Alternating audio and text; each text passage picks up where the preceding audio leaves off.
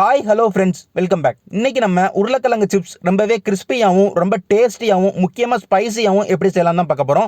கண்டிப்பாக full video பார்த்து try பண்ணி பாருங்கள்.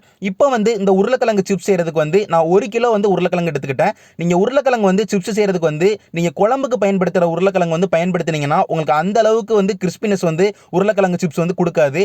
நீங்கள் சிப்ஸ் செய்கிறதுக்குனே உருளைக்கிழங்கு ட்ரையாக உருளைக்கிழங்கு ஒரு அளவுக்கு லைட் கலரில் இருக்கும், ரொம்ப மண் இல்லாமல். அந்த மாதிரி உருளைக்கிழங்கா நீங்கள் பார்த்து எடுத்துக்கிட்டு நீங்க கடையில கேட்டாலே அவங்க தருவாங்க. அந்த மாதிரி உருளைக்கிழங்கு நீங்க எடுத்து செஞ்சால் சிப்ஸ்க்கு மட்டுமே தான் உங்களுக்கு சிப்ஸ் நல்லா கிறிஸ்பியா கிடைக்கும். அதை முக்கியமா பாத்துக்கோங்க. இப்போ இந்த உருளைக்கிழங்குல நான் அந்த வெளி பகுதி எல்லாத்தையுமே நல்லா சீச்சு எடுக்க போறேன். தோல் பகுதி எல்லாத்தையும் சீச்சு எடுத்ததுக்கு அப்புறமா உடனே அதை ஒரு பவுலுக்குள்ள இருக்கிற தண்ணிக்கு மாத்திருங்க. ஏன்னா உருளைக்கிழங்கு டக்குன்னு உங்களுக்கு கலர் மாறிடும். அதனால அது தோல் பகுதியை சீச்ச உடனே அதை ஒரு தண்ணி இருக்கிற பவுலுக்கு மாத்தி வச்சுக்கோங்க. மாத்தி முடிச்சக்கு அப்புறமா அதை நம்ம நல்லா ஸ்லைஸ் ஸ்லைஸா சீச்சு எடுக்கணும். அதுக்காண்டி ஒரு ஸ்லைசரை எடுத்துக்கோங்க. நீங்க பயன்படுத்துற ஸ்லைசர் ஓரளவுக்கு ரொம்ப மெல்லிசா ஹோல் இருக்கிற மாதிரி பாத்துக்கோங்க. ஏன்னா உருளைக்கிழங்கு சிப்ஸ்ல ரொம்பவே முக்கியமான ஸ்டெப்ஸ் 1-2 இருக்கு. அந்த ஸ்டெப்ஸ் நீங்க எல்லாத்தையும் ஃபாலோ பண்ணா மட்டும்தான் உங்களுக்கு சிப்ஸ் ரொம்பவே கிறிஸ்பியா கிடைக்கும். நீங்க நல்லா ஸ்லைசர் ஓரளவுக்கு மெல்லிசா இருக்கிற ஸ்லைசரா பார்த்து நல்லா ஸ்லைஸ் பண்ணி எடுத்துக்கோங்க. இந்த மாதிரி நல்லா மெல்லிசா இருக்கணும். நான் இப்ப ஸ்லைஸ் பண்ணி இருக்கிறத காட்டும் போதே உங்களுக்கு தெரியும். நல்லா மெல்லிசா இருக்கணும். இந்த சைடு கை வச்சனா அந்த சைடு கை நல்லா டிரான்ஸ்பரண்டா தெரியணும். அந்த மாதிரி நல்லா ஸ்லைஸ் பண்ணி எடுத்துக்கிட்டு இதே மாதிரி எல்லா உருளைக்கிழங்கையும் நல்லா ஸ்லைஸ் பண்ணி எடுத்துக்கோங்க. ஸ்லைஸ் பண்ணி முடிச்சக்கு அப்புறமா அதை தண்ணியில இருந்து எடுத்து அப்படியே ஒரு காட்டன் கிளாத்துக்கு மாத்திக்கோங்க. ஏன்னா ஒரு காட்டன் கிளாத்துக்கு மாத்தி நம்ம ஒரு 2 மணி நேரம் அதை அப்படியே ட்ரையா விட்டு அதுல உள்ள ஈரப்பதம் எல்லாமே போய் நல்லா காஞ்சிரணும். காஞ்சக்கு அப்புறமா நம்ம ஃப்ரை பண்ணாதான் நம்மளுக்கு நல்ல மொறுமொறுப்பா கிடைக்கும். நீங்க நான் முக்கியமான ஸ்டெப்ஸ் 3 ஸ்டெப்ஸ் 4 ஸ்டெப்ஸ் இருக்கு. அது என்ன சொன்னேன்னு பாத்தீங்கன்னா, முதல்ல உருளைக்கிழங்கு நீங்க பார்த்து வாங்கும் போது நல்லா சிப்ஸ் செய்யற உருளைக்கிழங்கா அப்படின்னு பார்த்து வாங்கணும். ரெண்டாவது அதை ஸ்லைஸ், அதாவது அதை சீவும் போது ரொம்ப மெல்லிசா சீவணும்.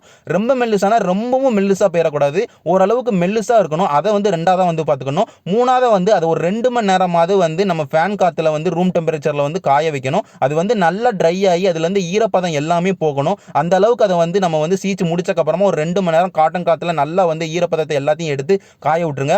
நல்லா காஞ்சி ஒரு 2 மணி நேரம் கழிச்சக்கு அப்புறமா நம்ம அதை ஃப்ரை பண்ணி எடுத்துக்கலாம். ஃப்ரை பண்றதுக்கு நான் கடலெண்ணெய் தான் பயன்படுத்துறேன். கடலெண்ணெய் ரொம்பவே சூப்பரா இருக்கும் பொரிக்கிறதுக்கு. அது உங்க எல்லாருக்குமே தெரியும். அதனால கடலெண்ணெய் பயன்படுத்திக்கிறேன். பொரிக்கிறதுலேயே ரொம்பவே முக்கியமான டிப்ஸ்கள் இருக்கு. அது என்னன்னு பார்த்துக்கிட்டீங்கன்னா, எண்ணெய் ஓரளவுக்கு ஹை ஃப்ளேமில் வச்சுக்கோங்க. எண்ணெய் நல்லா சுற்றும். நல்லா சுட்டக்கு அப்புறமா ஸ்டவ் லோ ஃப்ளேமுக்கு மாத்திருங்க.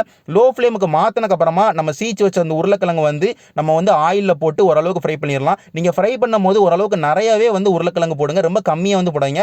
ஓரளவுக்கு நல்லா நிறைஞ்சு இருக்கிற மாதிரி உருளைக்கிழங்கு போட்டு ஸ்டவ் லோ ஃப்ளேமில் வச்சு நம்ம உருளைக்கிழங்கு ஆட் பண்ணியிருக்கோம். நல்லா ஆட் பண்ணிட்டு ஒரு 1 நிமிஷத்துலேருந்து ஒரு 2 நிமிஷத்துக்கு நீங்க ஃப்ரை பண்ணுங்க. அந்த ஹீட்லேயே அது நல்லா ஃப்ரை ஆகும்.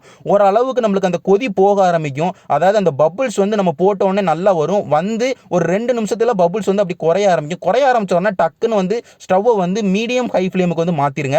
மாத்தி ஒரு 1 நிமிஷம் ஃப்ரை பண்ணுங்க. திரும்ப நல்லா கொதிக்க ஆரம்பிக்கும். நல்லா கொதிச்சு அப்போ நம்மளுக்கு நல்லா ஃபுல்லா நம்மளுக்கு பபிள்ஸ் எல்லாமே போயிடும். அப்படி போயிருச்சுனாலே நம்மளுக்கு உருளைக்கிழங்கு நல்லா பொரிஞ்சிருச்சுன்னு அர்த்தம். திரும்ப லோ ஃப்ளேமுக்கு மாத்திருங்க. லோ ஃப்ளேமுக்கு மாத்திட்டு ஒரு 1 நிமிஷத்துல இருந்து ஒரு 30 செகண்டுக்கு ஃப்ரை பண்ணீங்கன்னா உங்களுக்கு நீங்க அந்த கரண்டியை வச்சு நீங்க நல்லா எடுக்கும் போதே உங்களுக்கு தெரியும். நல்ல மொறுமொறுப்பா அந்த கிறிஸ்பினஸ் சவுண்ட் உங்களுக்கு உருளைக்கிழங்கு வர ஆரம்பிக்கும். அப்படி நீங்க அந்த லெவல்ல வந்துருச்சுனாலே உங்களுக்கு சிப்ஸ் நல்ல மொறுமொறுப்பா கிடைச்சிருச்சுன்னு அர்த்தம்.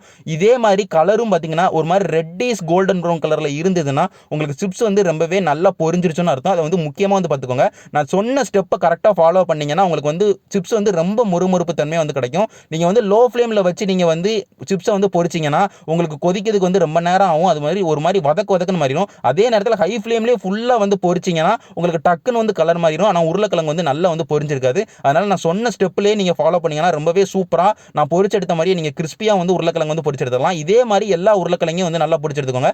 கடைசியா நம்ம மசாலா தூவி விட்டுட்டோம்னா நம்மளுக்கு உருளைக்கிழங்கு சிப்ஸ் ரொம்பவே சூப்பரா ரெடி ஆயிரும். மசாலா என்னெல்லாம் சேர்த்திருக்கேன்னு பார்த்துக்கிட்டீங்கன்னா, மிளகாய் வத்தல் பொடி ஒரு 1/4 டீஸ்பூனுக்கும் கம்மியா சேர்த்திருக்கேன். அதுக்கப்புறமா சாட் மசாலா ஒரு 1/4 டீஸ்பூனுக்கும் கம்மியா சேர்த்திருக்கேன். உப்பு ஒரு 1/4 டீஸ்பூனுக்கும் கம்மியா சேர்த்திருக்கேன்.